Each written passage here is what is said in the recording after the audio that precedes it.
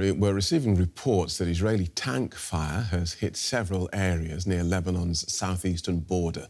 The Reuters news agency says at least 2 people were wounded in the town of Markaba, 2 kilometres from the border between Lebanon and Israel. Now, this comes a day after Israel agreed to a truce with the militant group Hezbollah, barring all offensive military operations. The Israeli military says the ceasefire was breached after suspects arrived in several areas. Let's get straight to our correspondents, Tanya Kramer in Jerusalem and Stella Mena in Beirut. Welcome both. Stella, let's start with you there in Beirut. What more can you tell us? Lebanon's national news agency has reported several violations of the ceasefire agreement in the last couple of hours. There was also a drone reported that attacked a car in the town of Markaba. 2 people are injured and have been taken to a hospital.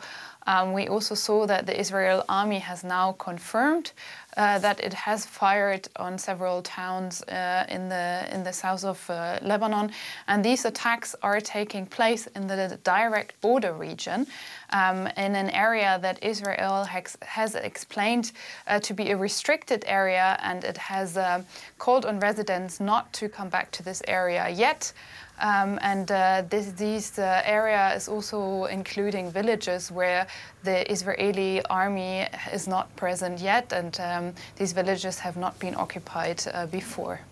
So, Tanya Kramer in Jerusalem, what's the Israeli military saying?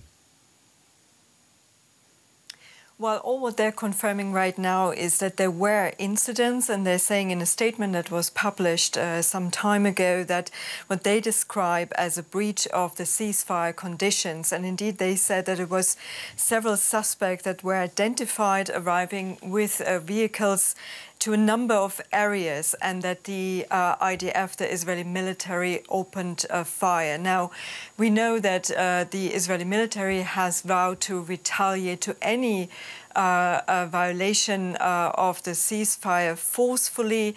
And we also have to understand also what we just heard from my colleague there in Beirut. The Israeli army is still in certain positions. They will be there for quite some time because the withdrawal of the Israeli army is over the next 2 months. And this is what makes the situation obviously so fragile. There were also some incidents reported yesterday, just, shortly after the ceasefire came into effect. But then military sources here were still talking about isolated incidents. And of course, we have to wait and see how this is developing. But it's certainly, a situation to cause a friction. And as we also heard, the Israeli military has ordered people, Lebanese people, not to go to these areas where the army is still stationed at this point. OK, thank you for that. Tanya Kramer in Jerusalem and Stella Mena in Beirut. Thank you both. Well, as we've heard, thousands of displaced Lebanese people are on their way home after the ceasefire was announced. Many are returning to scenes of devastation. Mohammed Baza surveys the damage in her village. She and her family were among the many thousands of Lebanese who rushed south to their homes as soon as they heard a ceasefire had been agreed. We were in Beirut, but even if they gave me a castle in Beirut, I wouldn't give up my house here. Despite the destruction and sadness, and although we can't even live in our house now, we're so happy we returned home. Thank God we're all okay. She says she'll rebuild and restart her family's life here in their home. No, we're not going anywhere. We're staying here. I'm going to fix it up. You saw me sweeping. I'm going to clean up and stay here. We can cover the windows with plastic or something. My children are here, their schools are here, and we're not going anywhere. We feel like our soul has returned. The Lebanese army has been returning to the area after Hezbollah moved its heavy weapons north under the terms of the truce. Nearly 1 million Lebanese fled their homes.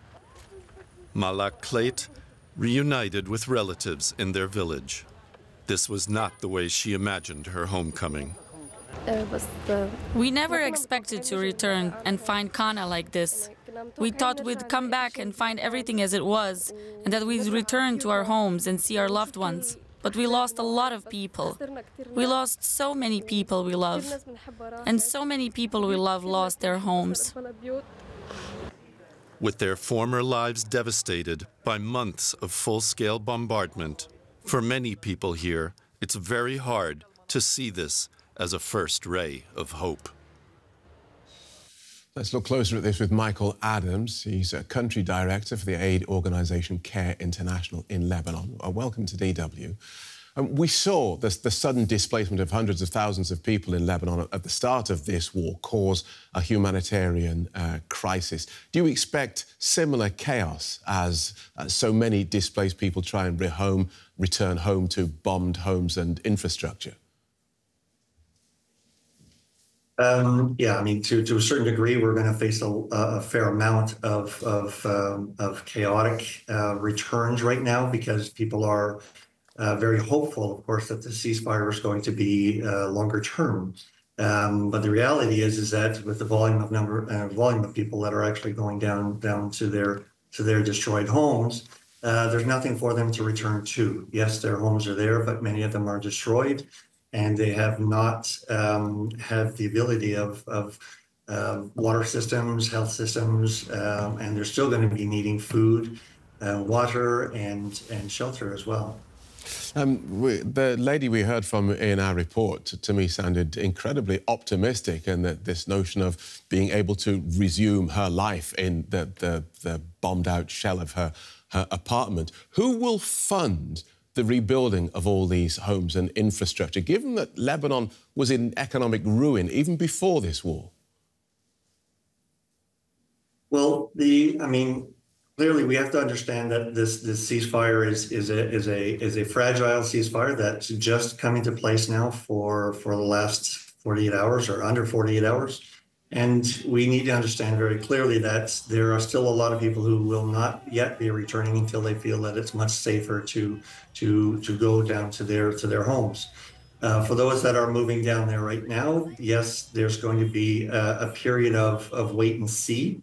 And the importance of our response is, of course, to assess whether or not this is going to be long term, because the rebuilding and the recovery period is going to be attached to a longer term ceasefire, a more permanent ceasefire. And until we see something more positive in that way, it'll be difficult for us to change any of the sort of the programming aspects of what we do. In terms of the building, the funding of this thing, it is going to continue to be dependent upon the international community to support the work that we do and ensuring that the humanitarian response to the needs that we feel all over the country of Lebanon is met with compassion and resilience as well. So I just want to be clear about the sort of things that these thousands of people are returning home to. They go home to bombed buildings and infrastructure. This wait and see means that what NGOs like yourself do nothing, or do you do what you can while the guns have stopped, while the Lebanese authorities do what for these people? The Lebanese authorities are doing everything they can in order to make sure that there's an orderly return of some kind. The NGO community is responding wherever the needs are. And of course, the wait and see is more about the wait and see for the long term, whether the reconstruction side begins. But the immediate needs are going to be there. The international community, the local NGOs, the local communities that do function and work to respond are in the process now of planning and responding to where the need is going to be. The issue right now is for us to make sure that we're doing this in a very orderly and professional way to make sure that all the needs are met without creating more panic. OK, thank you for that, Michael Adams from Care International. Thank you. Let's get more on this now with Markaba. He's an assistant professor of history at the American University of Beirut. Markaba, what do you make of this ceasefire between Israel and Hezbollah? Well, from day one, I have branded this not as a ceasefire, but rather a temporary security arrangement for the next 60 days. In case all of the elements of this so-called ceasefire are respected, I think we can transition into a peacetime political negotiations. At the moment, there's no real emphasis on the reconstruction process. And while it's always a joyous occasion to celebrate a ceasefire at the end of hostilities, these people who were trickling and quickly back to their villages only got to see the rubbles of their homes and their burned photo albums. No one has the ability now, and here we're not only talking about the financial ability, but rather there's no political leverage whatsoever for the Lebanese government to be able to establish a kind of security network that would see the international community and, more importantly, the Arab Gulf come to our aid like they did in 2006. And this is actually the more unfortunate fact on the ground.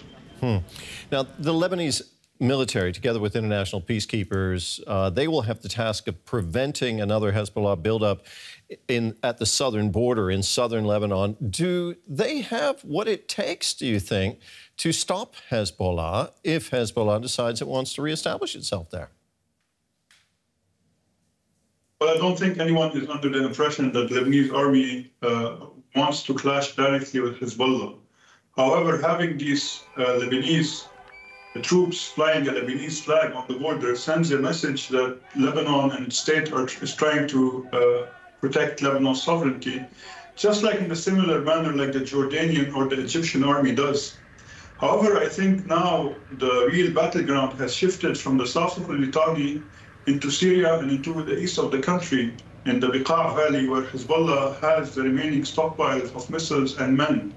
So ultimately, I think this is just a kind of a change of scenery, because we have seen Hezbollah over the last 2 days withdraw from the south of Lebanon. But this doesn't mean that they're even willing to sit down and talk about disarming and ultimately, as we hope, maybe naively to believe that they can actually integrate into the Lebanese army.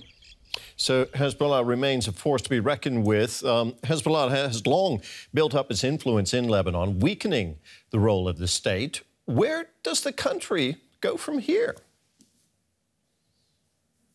Well, there's actually two ways forward. One is very simple, which is a civil war. And here I say simple because killing each other isn't really something one has to work hard on. But the other more difficult option for Lebanon and for the Lebanese is to build a state that will render the idea of Hezbollah futile, and a country which can protect all of its people, including the Shiites of the south of Lebanon, which for one reason or another believe that the weapons of Hezbollah and the weapons of Iran can actually protect them. So it's either we build or we continue to fall into this pit of misery and destruction, which has been self-inflicted, but also Iran has played a very dangerous role in nurturing this idea of the lack of statehood, which has destroyed Lebanon over and over again. I wanted to ask you about Iran, because Hezbollah does get massive support from Iran. Even though Hezbollah has not commented officially on the ceasefire, Iran has welcomed it. What do you make of that? Well, at the end of the day, Hezbollah is just a branch of the Iranian Revolutionary Guard. And the fact that now they are being not monitored, but rather being administered by these revolutionary guards which have taken over after the demise of Hezbollah's senior leadership, makes it clear that in his last visit to Lebanon, Ali al-Rijani, the advisor to the Iranian Supreme Leader, was the person who has instated that a ceasefire is possible. So moving forward, I think this is a regional war which has played out in Lebanon between Israel and Iran.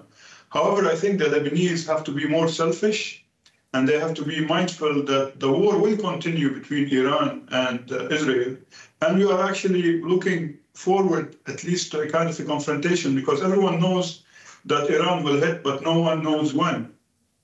Makram, thank you very much for talking with us. That was Markaba, a historian at the American University of Beirut. Thank you.